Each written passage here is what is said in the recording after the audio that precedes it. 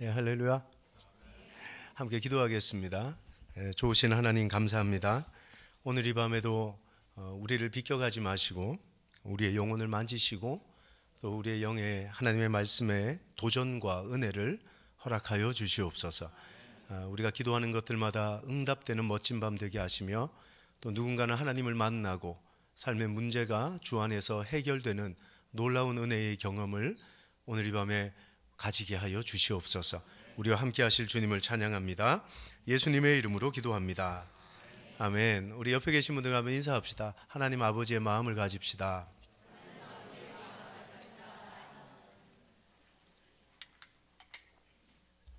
네, 하나님 아버지의 마음을 가집시다. 한 집사님을 만났는데 18살 된 고등학교 1학년짜리 아들이 암으로 투병을 하다가 먼저 세상을 떠났다는 거예요. 수년이 지났는데 그 아이가 쓰던 핸드폰을 살려놓고 그 여집사님의 핸드폰 그 카카오톡 상태 메시지는 이제 22살이 되었구나, 천국에서 만나보자. 매해마다 나이가 바뀌더라고요. 자식은 가슴에 묻는다라는 표현을 하잖아요. 이게 아마 부모의 마음일 거라고 생각을 합니다. 이걸 보면서 저는 하나님 아버지의 마음을 종종 생각을 하기도 합니다. 성경은 잃어버린 자녀에 대한 아버지의 사랑으로 가득합니다.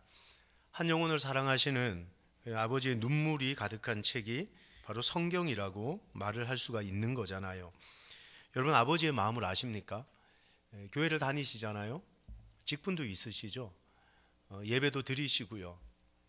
근데 우리 속에 하나님 아버지의 마음이 있는지를 스스로 물어볼 줄 알아야 된다는 겁니다.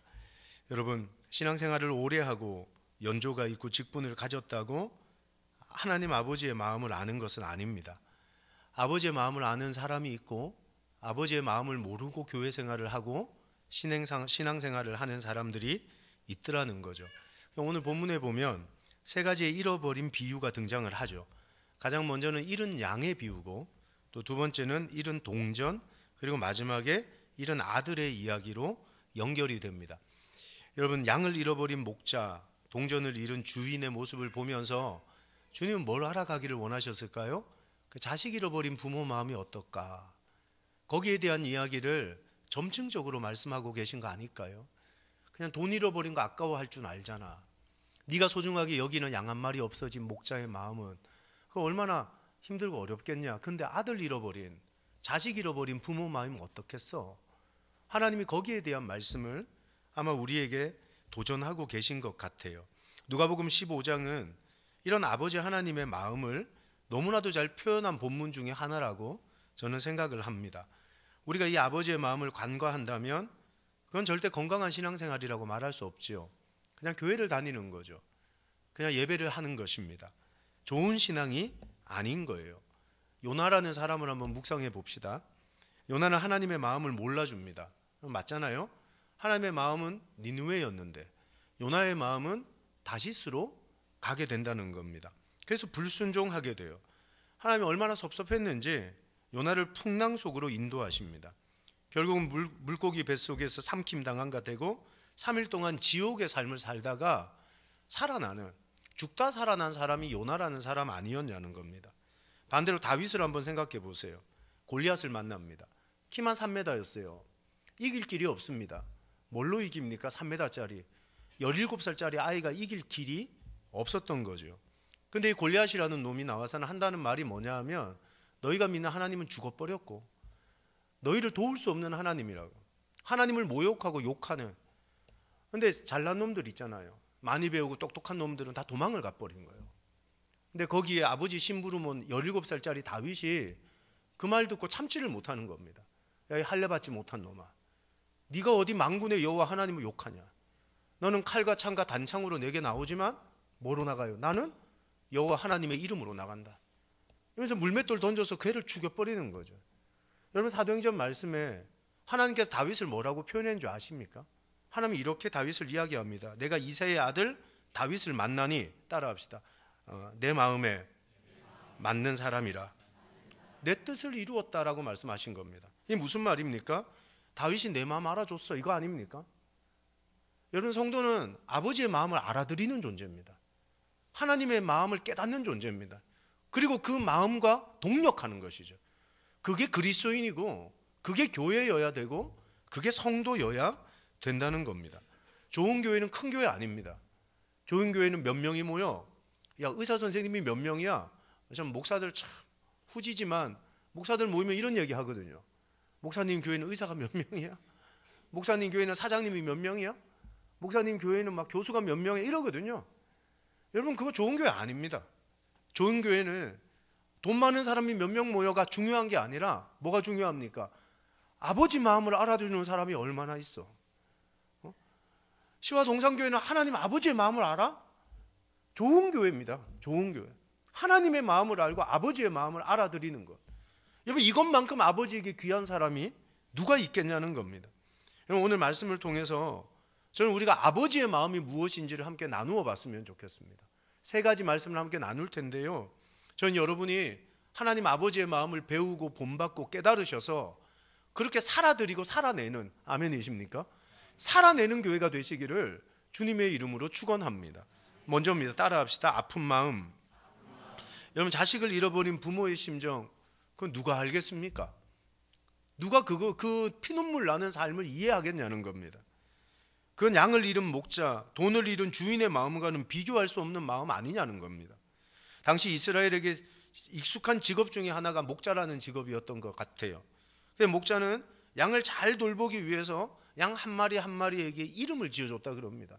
제 이름이 권기웅인데 양한테 기웅아 이러는 겁니다. 근데 양들이 이제 어리석은 것 같은데 똑똑한 게 목자 목소리를 기억한다는 거예요. 기웅아 그러면 가던 길을 돌이킨다는 겁니다. 기웅아 그러면 가지 말아야 될 길 안 간다는 겁니다. 그래서 목자들은 양들의 모습이 다 똑같아 보이는데 양들의 모습을 기억하고 양 한 마리 한 마리에게 이름을 지어줘서 그들의 이름을 불러줬다고 한다는 거예요. 근데 비유를 보니까 양 한 마리가 어디론가 사라졌습니다. 목자는 그 잃은 양 때문에 얼마나 애가 탔는지 모른다는 거예요. 그래서 오늘 본문을 보면 세 번이나 4절에서 6절 이 짧은 구절 두 절 가운데 잃었다는 말이 세 번이나 나옵니다. 세 번이나. 그럼 뭘 의미하냐? 목자의 안타까운 마음을 의미하는 겁니다. 야, 잃어버렸어. 양을 잃어버렸다는 겁니다. 그 목자의 마음이 그 잃었다는 말에 너무나도 잘 묻어 있더라는 거죠. 또 8절부터 어떤 여자가 열 드라크마가 있었는데 동전 하나를 잃어버렸다는 겁니다. 여기에도 잃었다는 단어가 두 번 나옵니다. 두 번. 그러면 잃어버린 동전에 대한 주인의 아까운 마음, 야, 이 돈 찾아야 되는데 아까운 마음이 묻어 있다는 거죠. 근데 11절에 아들을 잃어버린 아버지의 이야기가 나옵니다. 근데 여기서는 잃었다는 표현이 한 번 나오는 거예요. 한 번. 근데 예수님이 잃었다는 표현을 24절에서 이렇게 표현하고 있더라는 겁니다. 24절에서. 이거 한번 따라 합시다. 이 내 아들은 죽었다가 다시 살아났으며 내가 잃었다가 다시 얻었노라. 아버지에게 잃어버린 아들은 뭐였다는 겁니까? 죽었다가 다시 살아난 아들이었다는 겁니다. 집 나간 아들이 아니라, 집 떠난 아들이 아니라 죽어버린 아들이 돌아왔다는 겁니다. 죽어버린 아들이. 아버지는 잃어버린 아들을 죽어버린 아들이라고 여기고 있었다는 거죠. 사랑하는 여러분, 본질적으로 양을 잃은 것, 동전을 잃은 것, 내 물건을 잃은 것과는 다른 겁니다. 아들을 잃은 아버지의 마음은 죽음의 고통이었노라고. 여러분, 그 부모의 마음을 어떻게 알겠냐는 겁니다. 그 피눈물을 누가 알겠냐는 겁니다. 그렇게 설명을 하고 있다는 거죠. 양을 잃은 목자 옆에는요 99마리의 다른 양들이 있었답니다. 그죠? 99마리의 다른 양들이 있었답니다. 동전을 잃어버린 주인에게는 9개의 다른 동전이 있다 그럽니다. 아들을 잃어버린 아버지 옆에 한 명의 다른 아들이 있었습니다. 근데 재밌는 게 뭐예요? 근데 이 목자와 주인은, 아버지는 잃어버린 하나 때문에 아파하고 있더라는 거예요. 우리 하나님 아버지는요, 내가 교회에 나와서 기뻐하시죠. 제가 목사 된 걸 너무 기뻐하실 겁니다. 목사님이 목회자로 성도님들이 집사, 장로, 권사가 되셔서 하나님의 교회를 섬기는 걸 너무 기뻐하실 겁니다. 근데 이 세상에 하나님 없이 살아가는 저 수많은 사람들요, 하나님 편에서는 잃어버린 하나 아닙니까? 하나님 편에서는 잃어버린 자식 아닙니까? 하나님 지금 울고 계신다는 겁니다. 내 옆에 공기웅이라는 목사가 목회자가 돼서 하나님 앞에 쓰임받는 종이 됐지만 그것도 기쁘지만 정말 내가 마음 아픈 건 죽어버린 내 아들, 잃어버린 내 아들 하나 때문에 아버지의 마음이 썩은 문드러져 가는 거라고 말씀을 하고 계신 거죠. 우리 주변을 돌아보십시오. 교회 안에 수백 명의 사람들이 있고 어떤 교회는 수천 명, 수만 명의 사람들이 모이는 교회들도 있더라고요. 근데 하나님 뭐예요? 기쁘지 않다는 거예요. 왜요? 잃어버린 자식이 있으니까요. 잃어버린 자식을, 여러분 그 부모의 마음은 아무도 모른다 그랬잖아요. 아버지의 마음을 이해할 사람이 누가 있냐는 거예요. 누가? 그게 하나님의 마음인 것입니다. 하나님의 마음이 어땠을까? 마태복음 9장 37절에 어렴풋하게 이렇게 표현합니다. 무리를 보시고 불쌍히 여기시니 이는 그들이 목자 없는 양과 같이 고생하며 기진합니다. 여기 불쌍히 여긴다라는 말을 헬란 말로 스플랑콘 니조마이라는 말을 쓴다 그러잖아요. 이 말이 무슨 뜻이에요? 창자가 끊어질 것 같은 아픔, 목자를 잃어버린 양같이 기진하고 고생하는 잃어버린 자식들을 볼 때 하나님 아버지의 마음이 어땠냐 하면 창자가 끊어지는 아픔이었다는 겁니다.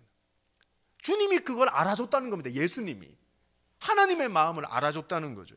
사랑하는 여러분, 예수님은 잃어버린 한 영혼을 보면서 이런 아픔을 느꼈던 거예요.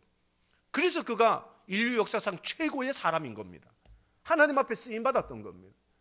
우리가 정말 하나님 앞에 쓰임받는, 하나님 앞에 귀하게 여김받는 종들이 되기를 원한다면 이 마음을 알아들어야 된다는 겁니다. 예수님처럼 창자가 끊어지는 마음을 가져야 된다는 거죠. 하나님의 마음을 이해해 드려야 된다는 거죠. 여러분, 사실 하나님의 마음을 외면하는 게 타락이고 변질 아닙니까? 뭐 대단한 죄를 지어야 됩니까? 뭐 대단히 타락해야 그걸 타락이라고 말하냐는 겁니다. 주변에 많은 사람들을 보면서 어떤 생각을 하세요? 내 생각이 아니라 하나님의 관점에서 한 번쯤은 볼 수 있지 않습니까?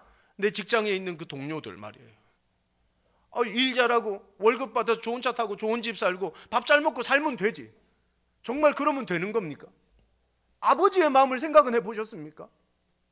자식을 잃어버린 아버지 입장에서 그들을 바라본 적은 있으십니까? 그래, 내가 찾아드려야지.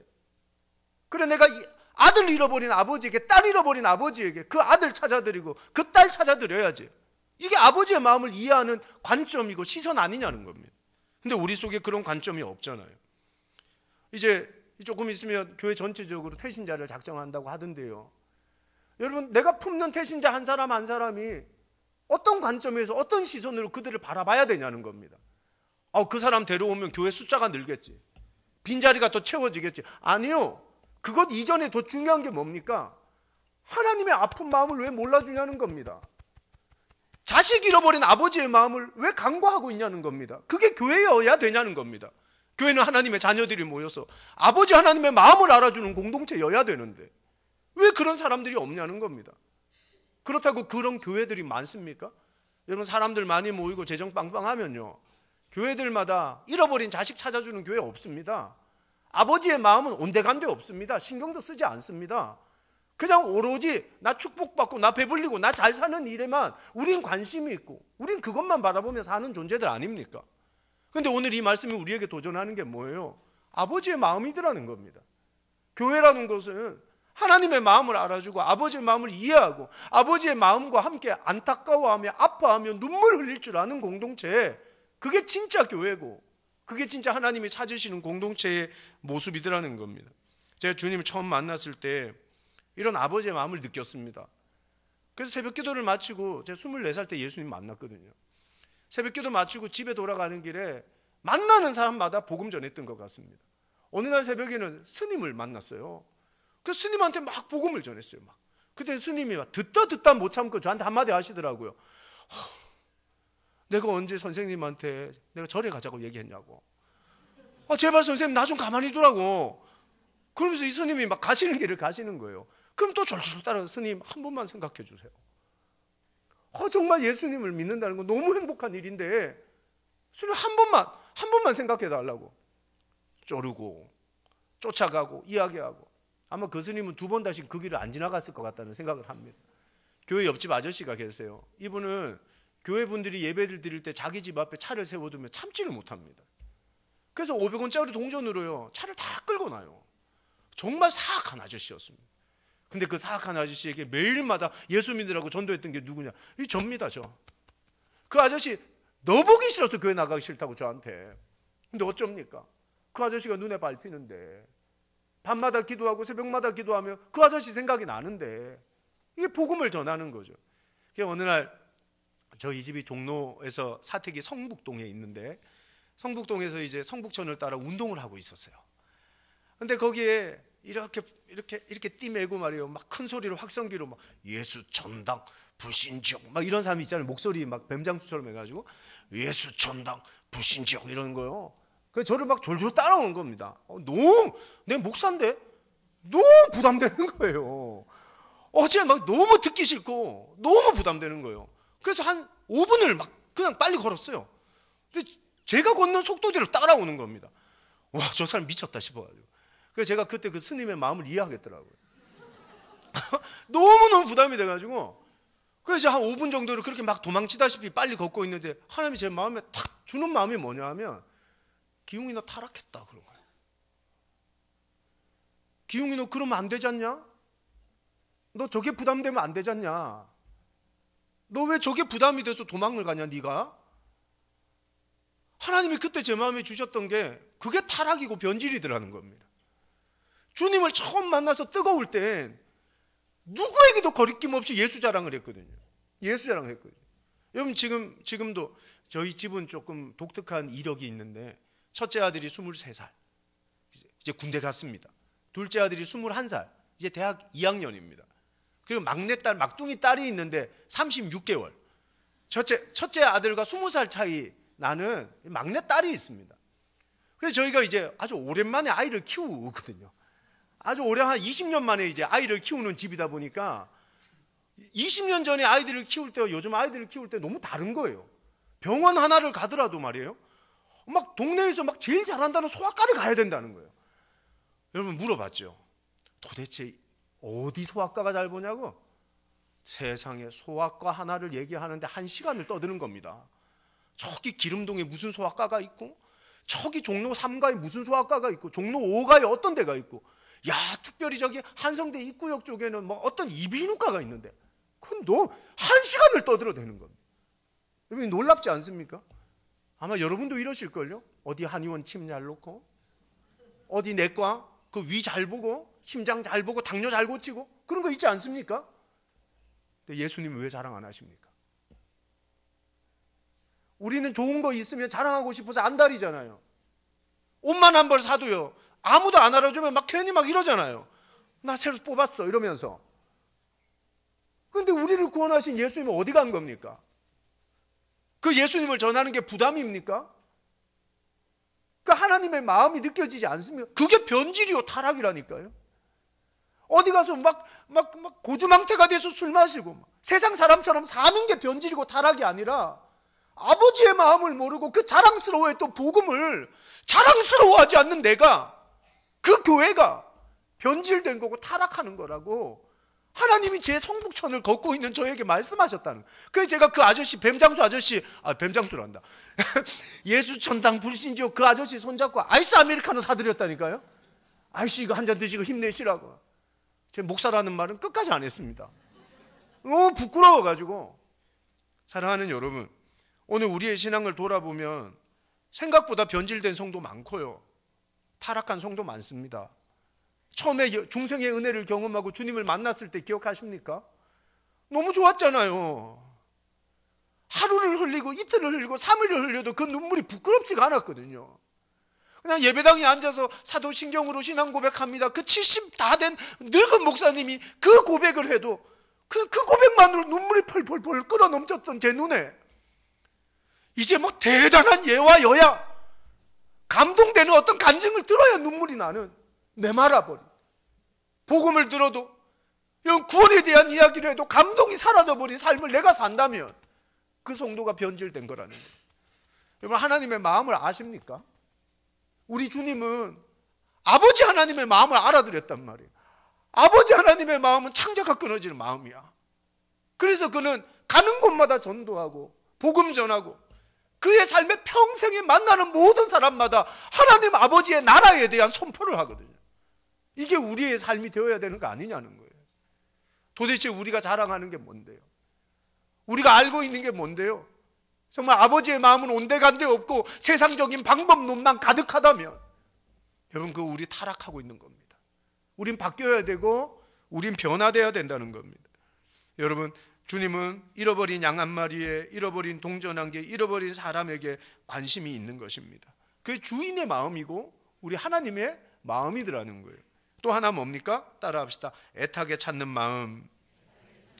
비난하는 서기관과 바리새인들에게 예수님은 분명하고 단호하게 말씀하십니다. 4절에 너희 중에 어떤 사람이 양 100마리가 있는데 그 중에 하나를 잃으면 99마리를 들에 두고 그 잃은 것을 찾아내기까지 찾아다니지 아니하겠느냐. 목자가 양을 잃으면 그 양을 찾아 나서는 것은 당연하다는 겁니다. 목자에게 양은 그만큼 소중한 존재였다고 이야기를 하고 있는 거예요. 99마리 양은 안전한 곳에 두고요, 잃은 양 찾아다니고 헤매는 것이 목자의 마음이더라는 겁니다. 언제까지 찾을까요? 죽어 있는 것을 발견할 때까지 찾습니다. 집 나간 양이 어디서 죽음으로 시체로 발견되는 그 순간까지 찾아간다는 겁니다. 여러분, 중앙 고원지대에 가면 해발 500m 이상이래요. 근데 마을 공동으로 보통 양들을 이렇게 키운다 그러는데, 목자 한 명이 그 마을 공동의 양들을 데리고 나갔다가 양 한 마리 잃어버리면요, 그 잃은 양을 찾기 위해 온 동네 사람들이 동원이 돼서 양을 찾으러 나간다는 겁니다. 시체를 찾을 때까지 간다는 겁니다. 시체를 찾을 때까지. 여러분, 잃어버린 동전 비유도 똑같은 거 아닙니까?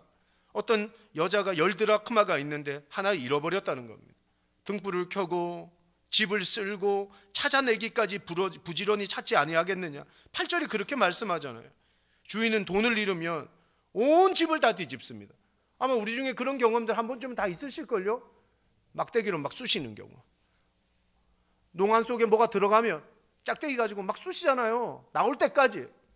여러분, 그게 우리의 마음이잖아요. 동전 잃어버린 주인의 마음이 그런 마음이라고 얘기를 하고 있는 겁니다. 여러분, 우리 삶에 그만큼 돈이 중요하다는 거죠. 그래서 여기에 찾다라는 동사가 3번 반복됩니다. 3번. 어떤 목사님 설교를 듣는데 여기 안산이잖아요. 안산. 이게 재밌는 얘기 하시더라고요. 안산 땅 얘기 하시던데 좀 많이 웃었어요. 안산 땅 얘기 아세요? 어떤 아버지가 갑자기 돌아가셨는데 아들이 엄마한테 그랬대요. 엄마, 아버지가 살아생전에 자주 했던 그 안산 땅, 그 우리 찾아와야 되지 않겠냐고. 아버지가 그렇게 안산 땅이 후회된다고, 그렇게 후회된다 그래요. 찾아와야 되지 않겠냐고. 어머니가 무슨 말 하는 거야? 그랬대요. 아니, 아버지가 하셨던 그 안산 땅 말이야. 안산 땅. 지금 돈이 어마어마할 텐데 그 우리 빨리 그 법적으로 조치를 해서 찾아오자고. 쓸데없는 소리 하지 마. 안산 땅, 산 땅, 아버지가 안산 땅이라고 그 얘기를 하는 거예요. 여러분, 우리는 안산 땅에 더 관심이 많아요. 그렇죠? 제가 코로나 중에 90 먹은 권사님이 집에 와서 예배를 드려달라는 거예요. 저희 교회는 평균 연령, 지금도 그렇지만 평균 연령이 높습니다. 도심 한가운데 있는 교회다 보니까 코로나 중에 권사님이 그렇게 전화를 했다는 건 무슨 말이냐? 나는 온라인으로 헌금 못해. 나는 홈뱅킹 같은 거 못하니까 내가 2-3달 동안 모아놨던 11조 감사헌금, 성교헌금, 구제헌금 목사님이 와서 좀 받아가, 그런 뜻이거든요. 그래서 제가 그날 이제 헌금 받으러 간다고, 알잖아요. 그런 느낌인 거 알잖아요. 한두 번이 아니었으니까 헌금 받으러 가야지 이제 기쁜 마음으로 갔습니다. 교회가 코로나 중에 헌금을 많이 주니까 기쁜 마음으로 갔어요. 근데 가자마자 이 권사님 얼굴이 혼비백산이 돼가지고 저를 보자마자, 원래는 저를 꼭 안아주시면서 등을 토닥토닥 힘들지 이러면 토닥토닥 해주시는데 이 권사님이 막 얼굴이 노래진 거예요. 큰일 났어 목사님, 헌금 봉투 7개가 없어졌어 이런 거예요. 그러면 제 귀에 갖다 대고 그 요양보호사가 이상하다는 거야. 저 자꾸만 그 사람 의심하는 거예요. 권사님 그러지 않을 거예요 내가. 그러면 제가 거기 사실은 헌금 받으러 간 것도 있는데 2달, 3달 만에 그 권사님 얼굴 보면서 그 가정예배 신방 드리려고 간 거잖아요. 근데 제가 돈에 눈이 멀어가지고 30분 동안 예배는 안 드리고 돈만 찾아다니는 거예요. 남의 집 장롱 밑짝을 다 들다보고 제가, 여러분 제가 그 집 소파 밑도 다 보고요, 진열장 뒤도 다 보고요. 제가 책상도 꺼냈습니다. 말도 못하죠. 근데 이 권사님이 예배를 드리다가 아이고야 전화번호 책 속에 넣어놨다. 한참 설교하고 있는데 아이고야 전화번호 책 속에 넣어놨다 이러시는 거예요. 전화번호 책을 이렇게 싹 들치니까 거기 봉투 7개, 8개가 나오는 거예요. 돈은요, 누구에게나 소중해요. 그렇지 않아요? 내가 안 산 땅도 내 땅인 줄 착각하는 게 우리 마음인데, 돈 잃어보셨어요? 지갑 잃어보셨어요? 여러분, 그거 보통 기분 나쁜 거 아닙니다. 잠도 못 자고요. 그거 어디서 찾지? 그 생각밖에 없고요. 하루 종일 기분 더럽습니다. 그게 돈 잃어본 사람 마음 아니냐는 거예요. 그러면서 이제 주님께서 아버지의 마음을 말씀하시는 겁니다. 하나님 아버지의 마음은 자식을 잃어버린 마음이라는 겁니다. 지갑 잃어버려도 그렇게 찾아 나설 인간들이, 그 말하는 겁니다. 네가 소중하게 여기는 양 한 마리 잃어버려도 온 동네가 같이 나가서 양 찾을 판국에 내 아들 잃어버렸는데 왜 모른 척 하냐는 겁니다. 왜 아무도 안 알아주냐는 겁니다. 그게 오늘 아버지께서 하시는 말씀 아닙니까? 여러분, 근데 참 마음 아픈 게 뭡니까? 이 아들의 비유예요. 둘째 아들이 집을 나갑니다. 아버지는 매일 아침마다 아들이 돌아오나 저녁마다 아들이 돌아오나 동구 밖에서 그림자만 보여도 맨발로 뛰쳐나갔습니다. 그게 아버지의 마음이었거든요. 재밌는 게 뭡니까? 동전 잃어버려도 온 가족이 돈을 찾고, 양 한 마리 잃어버려도 온 동네가 양 찾으러 갔는데 얘한테 형이 하나 있거든요. 동생을 찾으러 안 가는 겁니다. 아무도 안 찾아주는 겁니다. 오늘 이 잃어버린 세 가지 비유를 하기 전에 주님이 누구한테 이 비유를 말씀하십니까? 2절 말씀인데 서기관과 바리새인들에게 이 말을 합니다. 무슨 말일까요? 오늘의 교회 안에 있는 수많은 형들이 아버지 동생 잃어버렸는데 안 찾아준다는 겁니다. 하나님 아버지의 자녀를 잃어버렸는데 찾아줄 사람이 아무도 없다는 겁니다. 돈도 찾아주고, 목사가 말이에요, 안 산 땅도 내 땅인 것처럼 찾으려 그러는 판국에 왜 아버지의 마음은 몰라주냐는 겁니다. 시화동산교회 어떤 교회입니까? 돈 찾는 교회입니까? 소중한 양 한 마리 찾아 나가는 교회입니까? 좋죠.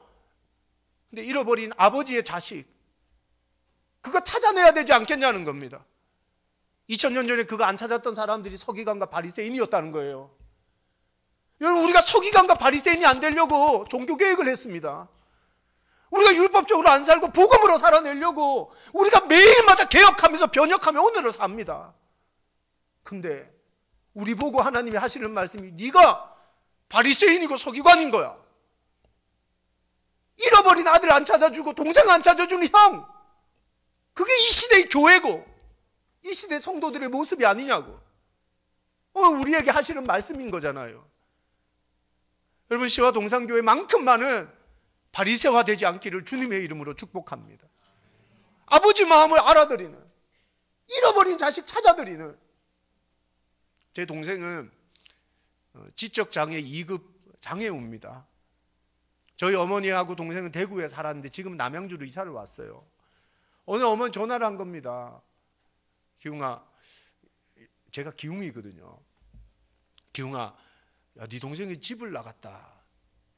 벌써 2달이 됐는데 오질 않는다. 너 걱정할까 봐 내가 전화를 못 했는데 아무리 찾아도 애가 없다. 그래서 제가 그날 밤 전화를 받고는 담임 목사님께 제 부교육자 때인데 말씀을 드리고 제가 대구로 내려갔습니다. 아이들을 차에 태우고 집사람을 데리고 대구로 내려갔습니다. 그래서 제가 3일 만에 잠복 근무해가지고 애를 잡았어요. 대구 시내에서 거지처럼 있더라고요. 그 걔를 데리고 집으로 돌아왔습니다. 우리 어머니 막 우는 거예요. 아버지 돌아가시고 그 동생을 케어해 줄 사람이 사실 저밖에 없는데 저는 서울 와 있고 그 동생을 케어해 줄 사람이 없었거든요. 막 우는 거예요. 막 울면서 우리 엄마 하는 말이 뭐냐 하면 고맙다.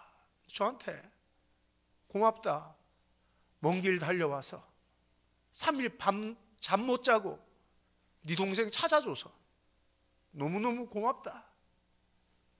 여러분, 전도와 선교는 이런 마음인 겁니다. 아버지에게. 행사가 아닙니다.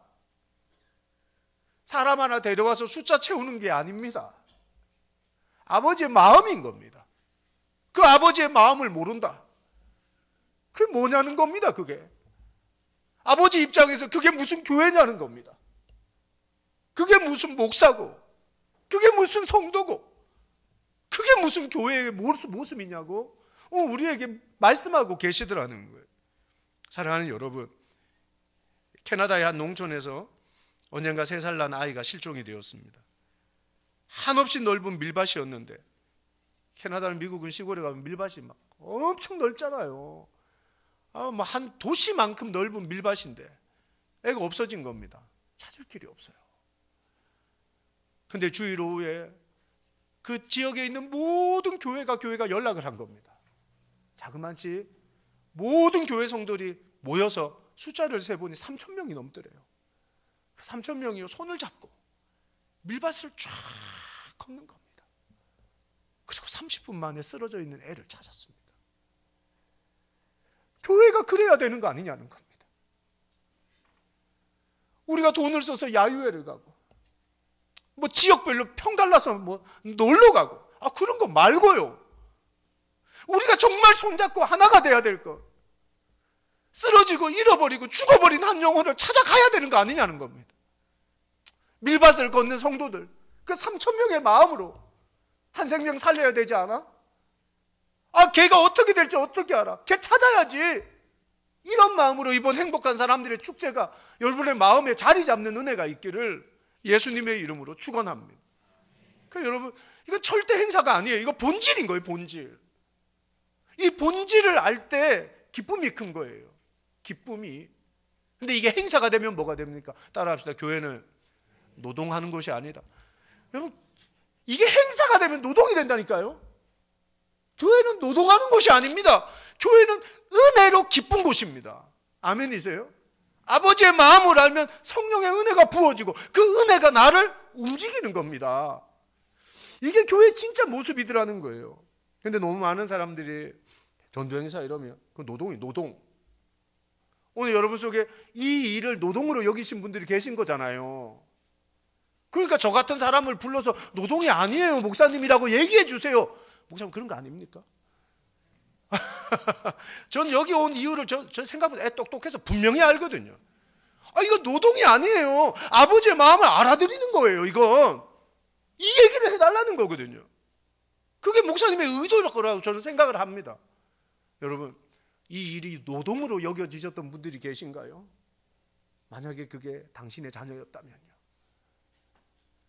만약에 진짜 우리 엄마처럼 그 40살 다 된 장애를 가진 아들이 집을 나가는데 안 돌아온다면, 그게 아들을 3일 동안 찾아나가 4일 동안 밤낮을 잠을 못 자도 그게 노동이겠냐는 겁니다. 그 노동이 아닙니다, 여러분. 그 사랑인 것입니다. 사랑. 아시잖아요. 그 시와 동산교회가 이 하나님의 마음과 하나님의 사랑으로 똘똘 뭉치는 겁니다. 이 일을 위해서. 그게 진짜 하나됨의 능력이라는 겁니다. 하나됨의 능력. 여러분, 세 번째 한번 따라합시다. 기뻐하시는 하나님. 오늘 누가복음 15장의 세 개의 비유에는 즐거움과 기쁨이라는 단어가 8번이나 이제 반복을 합니다. 양을 찾은 목자가 얼마나 기뻤는지 어깨에 메고 집으로 돌아오더라는 겁니다. 돈을 찾은 주인은 벗과 이웃을 불러서 기뻐합니다. 차 한잔 나누면서 나 돈 찾았어. 야, 꽁돈 같아. 이 차 내가 공짜로 좀 마셔. 잔치 아닌 잔치를 하고 파티를 하더라는 겁니다. 또 뭐라 그래요? 아들을 찾은 아버지는 온 동네 사람들을 불러 모아서 송아지를 잡아 잔치를 합니다. 하나님이 기뻐하신 이유가 뭘까요? 하나님 예배 기뻐하십니다. 하나님 우리의 교제도 기뻐하십니다. 하나님 우리의 헌금도 기뻐하시죠. 근데 하나님이 정말 기뻐하는 거, 잃어버린 자식을 찾은 겁니다. 여러분, 누가 저한테 묻는다면 하나님 헌금을 기뻐하시지 않나요? 여러분, 저는요 그렇게 생각하지 않아요. 여러분, 제가 그렇게 노력해도 안 생기던 그 막둥이 딸이 에버랜드에 가서 애를 잃어버렸다고 생각해 보세요. 제가 누가 와서 잊어버려, 내가 돈 1억 줄게, 1억이 좋겠습니까? 애 찾아주는 게 좋겠습니까? 여러분, 이런 말도 안 되는 질문을 한다는 게 왜입니까? 우리가 이걸 착각하거든요. 하나님은 헌금을 좋아하실 거야. 아니에요, 여러분. 나도 내 잃어버린 자식 찾아주는 게 돈 10억보다 100억보다 더 귀한데 왜 하나님은 돈을 좋아하실 거라고 착각하시는 거예요? 한 생명, 잃어버린 한 영혼, 한 자녀를 찾아드리는 것이 하나님의 진짜 기쁨 아니냐는 거예요. 그게 아버지의 마음 아니냐는 거예요. 여러분, 하나님은 한 영혼이 하나님께로 돌아오는 걸 너무 기뻐하십니다. 이 마음이 오늘 누가복음 15장 7절에 이렇게 나와 있어요. 내가 너희에게 이르노니 이와 같이 죄인 한 사람이 회개하면 하늘에서는 회개할 것이 없는 의인 99으로 말미암아 기뻐하는 것보다 더하리라. 더 큰 기쁨이더라는 거예요. 더 큰 기쁨. 15장 10절 말씀에 내가 너희에게 이르노니 이와 같이 죄인 한 사람이 회개하면 하늘의 사자들 앞에 기쁨이 되느니라. 기쁨이 되느니라. 또 15장 23절 24절에 그리고 살찐 송아지를 끌어다가 잡으라 우리가 먹고 즐기자. 이 내 아들은 죽었다가 다시 살아났으며 내가 잃었다가 다시 얻었노라 하니 그들이 즐거워하더라. 이 아버지의 기쁨 아닙니까? 잃어버린 한 영혼을 찾으면 하나님 너무 기뻐하시더라는 거예요. 한 영혼이 주께로 돌아오면 하나님이 춤추시듯 기뻐하더라는 겁니다. 하나님이 이 일을 했을 때 하나님이 어떤 은혜를 주시냐는 겁니다. 이 일을 감당하는 교회에 하나님이 어떤 축복을 주시겠냐는 겁니다. 여러분, 저는 70년 된 전통교회에 부임을 했습니다. 41살에. 여러분, 얼마나 많은 부분들이 힘들었겠어요. 서로가. 이 팔팔거리는 목사는 계속 날아가지. 여러분, 전 지금도 날아가는데 50이 넘어도 그때는 더 날아갔을 거 아닙니까? 근데 이 교회는 항상 차분합니다. 여러분, 얼마나 많은 어려움들이 있었겠습니까? 기질적으로, 문화적으로, 성향적으로. 근데 저는 다른 거 아무것도 안 했습니다. 그 70년 된 교회에서 오로지 10년 동안 전도만 했습니다. 18명이었던 청년부가 300명이 넘었고요. 여러분, 도심 한가운데 애들이 없어요. 학교를 폐교한대요. 전교생이 3명이고 4명입니다. 그 농어촌보다 못합니다. 거기 이제. 근데 주일학교가 60명이었는데 이제 120명이 됐고요. 장년들도 400명이 넘고요. 교회가 새로워지죠. 교회가. 제가 그때 깨달았습니다. 아버지의 마음을 알고 죽어있는 한 영혼을 찾아내면 한 교회의 복을 주시는구나. 교회의 복을 주시는구나. 제가 언젠가 우리 교우들한테 설교할 때 그런 말 했어요. 제가 41살에 저는 학벌도 안 좋거든요. 저는 지방에 있는 대학을 나왔고 저는 유학도 가본 적이 없습니다. 뭐 어디 나가서 뭐 꼬부랑 글씨로 뭐 공부를 해보고 논문을 써본 적도 없습니다. 저는. 근데 제가 어떻게 사대문 안에 있는 그 70년 된 전통교회 담임을 가게 됐겠습니까? 제가 기도하다가 하나님 그러시는 거예요. 야, 너 그때 교회 힘들어서 전도축제 못한다 그럴 때 네가 카드 빚내서 700만 원 헌금했잖아. 그럼 제가 있던 교회가 건축한다고, 교회가 힘들다고 전도축제 할 돈을, 재정을 못 준다는 거예요. 전도축제는 너무 하고 싶고 해야 되고 하나님 우리에게 주신 사명이고 그거 어떻게 합니까? 제가 카드에서 700만 원 뽑아서 이걸로 우리 오는 청년들을 위해서 선물 사자. 그래서 1인당 5,000원짜리 극장 티켓 그 상품권 같은 거를 사가지고요, 그걸로 1000여 명의 선물을 나누어 줬습니다. 그리고 하나님이 저한테 하셨던, 요 근래 하셨던 말씀이 뭐냐면 이러는 겁니다. 네가 그때 700만 원 헌금해서 네가 700명 되는 교회 담임으로 온 거야. 진작 말씀하시지.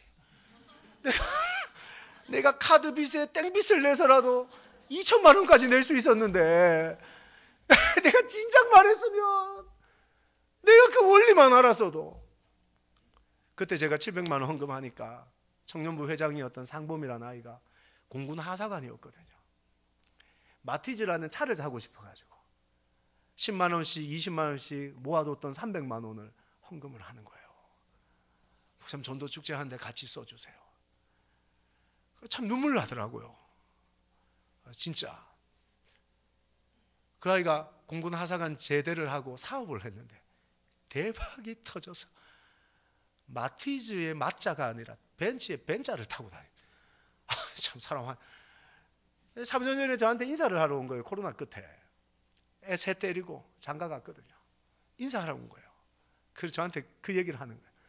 목사님, 제가 그때 300만 원 헌금한 거 기억하시죠? 내가 그때 마티즈 포기했는데 목사님, 저 벤츠 타고 왔어요. 자랑하냐? 다음에 능력이 되고 여유가 되고 나도 한 대 사달라 내가. 그때 그 친구가 했던 고백이 뭔지 아십니까? 하나님은 모든 것을 기억하고 계신다 그랬습니다. 하나님이 잃어버린 자식을 찾아준 사람을 기억하지 못하시겠습니까? 평생을 책임질 겁니다. 그게 아버지의 마음입니다. 모르시겠습니까? 나 같은 사람의 뒷배가 되시고 내 백그라운드가 되시고 시화동산교회의 백이 되실 겁니다. 하나님이 밀어주실 겁니다. 그게 하나님의 마음이고 아버지의 마음이더라는 겁니다. 여러분, 이번에 행복한 사람들의 축제를 하시면서 태신자를 작정할 건데, 여러분 주변에 정말 복음이 필요한 사람이 있잖아요. 제가 저희 교회 처음 가서 태신자 작정하자 그랬더니 우리 88 먹은 권사님이 저한테 했던 말, 이거 진짜 어디 유머에 나오는 말인데 진짜 저한테 그러시더라고요. 저 진짜 깜짝 놀랐어요. 목사님, 다 죽었어.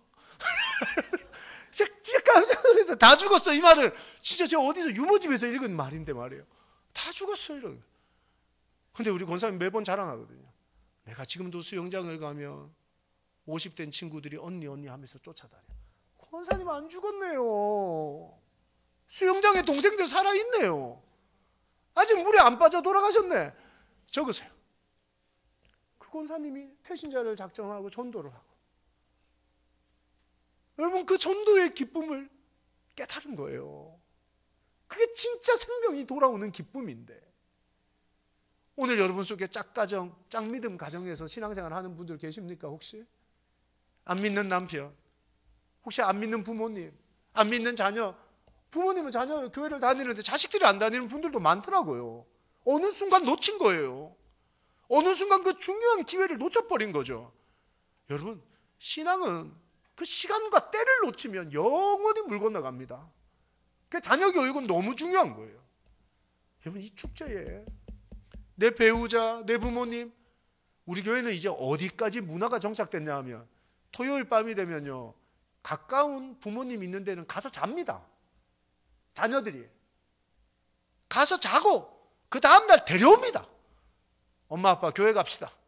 납치, 일명 납치 전도법이라 그래요. 납치합니다. 부모님 납치해서 예배당 앉혀놓습니다. 그래가지고 최소 5번 복음 들으면 우리 어머니 아버지 바뀌겠지. 그러면서 그분들을 끊임없이 전도하고 그분들이 복음 듣게 만들고. 여러분, 이 정도 노력은 있어야 될 거 아닙니까? 이 정도 노력. 근데 우리 속에요, 아무것도 안 하는 거예요. 여러분, 이번에 여러분 속에 정말 복음이 필요한 사람 딱 떠오르시죠? 여러분, 저는 평생을 지방에서 살다가 목회 때문에 서울 올라왔는데 제가 누가 있겠습니까? 누가? 저는요, 저희 막내딸 어린이집 부모님 모임에 다 갑니다. 제가 아줌마들 밥 다 사드리고, 지난번에 애슐리 가서 제가 6명 밥을 사드렸습니다. 그 중에 3명이 교회를 오시겠다는 거예요. 애슐리 100번 못 사겠습니까? 어머니, 그럼요, 많이 드세요. 많이 드세요. 따라합시다. 입이 열리면 절대 도망가지 못한다. 입이 열리면 절대 도망을 못 갑니다. 입에 쳐넣어야 됩니다. 밥을 쳐넣든 커피를 쳐넣든 뭘 쳐넣든 막 계속 쳐넣어야 됩니다. 그래야 마음이 열리고, 마음이 열려야 몸이 교회를 향하게 돼 있는 겁니다. 그러니까 중요한 건 복음이 필요한 사람들이 누구인지를 깨닫는 거예요. 딱 떠오르는 사람 없으세요? 우리 집사님이세요? 자매님이세요? 예? 사모님이시라고요? 뭐라고요? 천사님이시라고요? 그러면 집사님이세요? 아, 우리 집사님 딱 떠오르는 사람 없으세요? 누구요?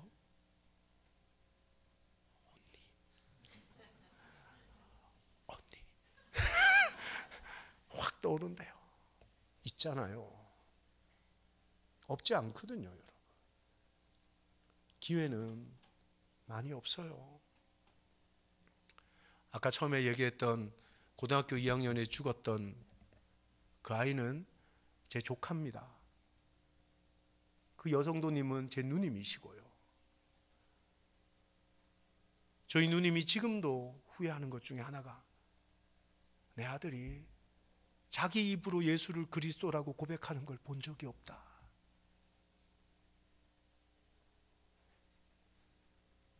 시간이 많을 줄 알았습니다. 세비린 게 세비렸다는 말은 많다 이런 뜻입니다. 널렸다. 많을 줄 알았는데 아니요. 한순간입니다.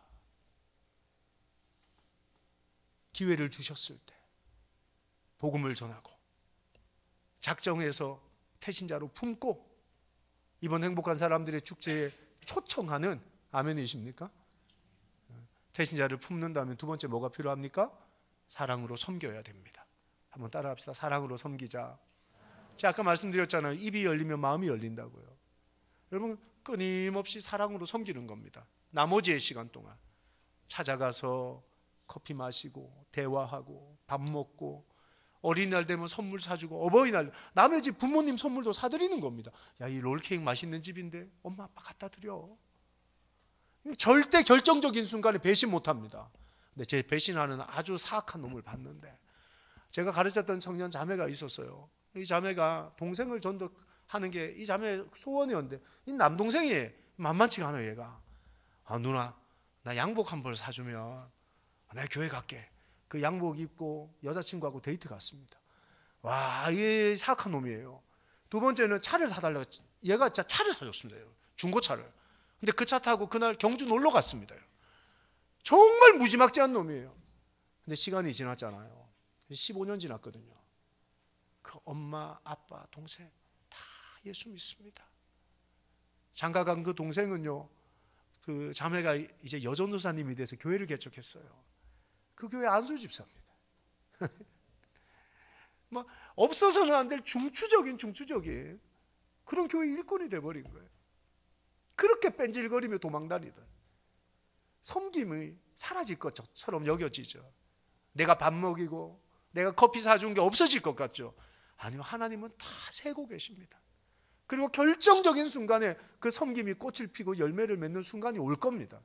그래서 교회에서 아마 그 기간 동안 여러분에게 제시를 할 거예요. 우리 태신자들에게 이렇게 다가가고 우리 그들의 마음의 문을 이렇게 열어드리자. 스텝을 밟아서 하나씩 여러분들에게 제시를 할 겁니다. 따라해 보십시오. 놀랍게 그 스텝을 따라가면 어느 순간 우리가 품은 태신자들의 마음의 문이 활짝 열려져 있는 것을 보게 될 거예요. 그 마지막 중요한 게 뭡니까? 초청하는 거예요. 데려와야 됩니다. 데려오는 데 있어서 중요한 건 뭐예요? 야, 우리 교회 좋은 교회다. 우리 목사님 장동건 목사님 키가 저는 뭐 목사님 키가 이렇게 크시고 잘생기신 분이 저 이렇게 잘생긴 목사님 저 말고 두 번째 보거든요. 저 깜짝 차에서 내릴 때 깜짝 놀라요. 목사님이 무슨 잘생기셨지? 영화 배우신가? 여러분 매일도 같이 계셔가지고 잘 모르시는구나. 목사님 엄청 잘생기신 분이세요. 목사님 아닌가요? 자신감을 가지셔도 됩니다. 여러분 교회에 대해서 긍정적인 소리를 하셔야 돼요. 교회 똥 같아. 우리 교회 목사는 왜 그래? 누가 옵니까? 그런 교회를 누가 오냐고요. 근데 혹여 여러분의 교회를 누군가에게 그렇게 말하고 계신 거 아니에요? 이 좋은 교회, 이 천국 같은 교회를 말이에요. 나는 우리 교회가 이해가 안 돼. 그러면 여러분 내 배로 낳은 내 자식도요, 내 교회 가자 그러면 안 갑니다. 내 그런 교회를 왜 가냐고. 그렇게 욕하고 부정적으로 말하는 그 교회를 내가 왜 다녀야 되냐고. 여러분 가장 먼저 초청하려면 뭐가 돼야 돼요? 여러분 입에 교회 자랑이 붙어야 되는 거예요. 그래야 그들의 마음의 문이 방향성이 교회를 향해 열려지게 되는 거예요. 여러분 또 하나가 뭡니까? 그렇죠. 예배에 대한 여러분의 프라이드예요. 프라이드. 자긍심이 있어야 되는 거예요. 와, 우리 교회 예배는 한 번만 예배 드려도 생명이 살고 영혼이 변화되는 예배야. 여러분이 자긍심과 프라이드가 우리 속에 자신감을 주는 겁니다. 여러분 아시잖아요. 명품을 두른 사람은요, 자기가 명품이 아니어도 둘러진 명품 때문에 자신감이 생긴답니다. 근데 우리의 교회가 명품인데 왜 거기에 대한 자신감이 없냐는 겁니다. 이 자신감이 없으면 절대 교회 오자는 소리 못합니다. 우리 교회를 부끄러워하면요, 내 교회에 대한 자랑을 할 수가 없습니다. 여러분, 저는 여러분의 교회를 자랑스럽게 여기고 자긍심을 가지고 프라이드를 가지는 교우들이 되시기를 주님의 이름으로 소망합니다. 그리고 마지막 정말 중요한 게 뭐냐 하면, 누가 진짜 데려올 수 있는 사람이냐 하면 기도하는 사람입니다. 기도하는 사람. 사람의 마음의 문은 사람이 여는 게 아닙니다. 제가 여기 우리 집사님 앉아, 집사님 마음의 문을 제가 어떻게 엽니까? 보이지도 않는 마음의 문을. 집사님 그렇잖아요. 오늘 성령께서 여시는 겁니다. 성령이 집사님의 마음의 문을 노크하고 여시는 겁니다. 기도할 때 아멘이십니까? 성령이 우리가 품은 태신자들의 마음에 찾아가셔서 그들의 마음에 노크하시는 거예요. 똑똑똑 문 좀 열어다오. 성령이 그들의 심령의 문을 여시는 겁니다. 그때 그 열려진 틈을 통해 말씀이 들어가고, 할렐루야, 영접하고 구원받는 역사가 일어나게 되는 줄 믿습니다. 여러분, 지난 전도 축제 때 우리 교회에 신장암 말기 환자가 한 분 오셨어요. 전도 축제 때 오셨어요. 누님이 전도를 해서 우리 교회에 왔어요. 그 누님이 뭐라 그랬냐? 교회 가면 산다는 거예요. 여러분, 그 동생을 데려오기 전주에 이 집사님이 제 방에 들어와서 자기가 그렇게 해서 동생이 오기로 했다는 거예요. 그 누님 집사님보다 더 부담되는 건 누굽니까? 여러분, 그 접니다, 저. 야, 죽으면 어떡하지? 와, 이 살려야 되는데. 부담 말도 못합니다. 그 부담. 그거 어떡합니까? 그게 목회자 마음입니다. 그때부터 3일을 금식하는 거예요. 이 20번 넘게 한 전도 축제, 눈 감고도 할 수 있는 전도 축제를 3일을 금식하고 5일을 금식하면서 설교를 준비하는 겁니다. 여러분, 그런데 놀라운 일이 일어난 거예요. 그렇게 복음을 듣고 제일 앞자리에서 펑펑 울면서 예수 믿겠다고 일어난 그 신장암 말기 환자가요, 신장암 항암 치료도 안 받게 되는, 여러분, 기적이 일어나. 기적이. 그 이번 대신방 때요, 제가 갔더니만 이분이 저한테 하는 말이, 누님 말이 다 맞다는 거예요. 아, 누님이 교회 가면 산다고. 자기 살았다는 거예요. 키가 187인가 그래요, 그 아저씨가. 사랑하는 여러분, 정말 기도로 전도하면 그 전도 속에 기적이 일어납니다. 가정 전체가 새로워지고요, 아무것도 아닌 종이 한 장이 생명을 살리는 전도지가 되고요.